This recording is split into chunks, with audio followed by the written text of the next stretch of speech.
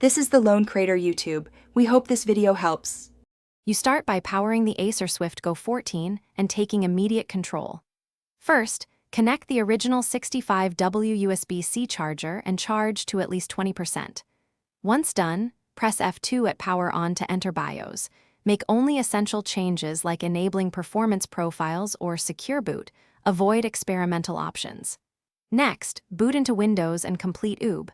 Pick Wi-Fi. Sign in with a Microsoft account or create a local account, and install updates so your system has current drivers and security.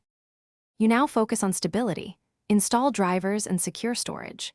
Begin with Acer support drivers or let Windows Update deploy chipset, GPU, touchpad, and audio drivers. Make sure the Intel/AMD chipset driver installs before graphics. Once done, open Disk Management to confirm NVMe/SSD status and enable OSI if not already set, then create a Windows Recovery USB. Afterwards, set up Windows Hello for fast login, enable BitLocker encryption, create a restore point. You finish by tuning performance and knowing how to recover. Set Windows Power to balanced or high performance and use Acer Care Center to set active cooling and performance presets. This balances noise and thermals. Calibrate the battery by discharging to roughly 5% and charging to 100%, and review battery health in BIOS.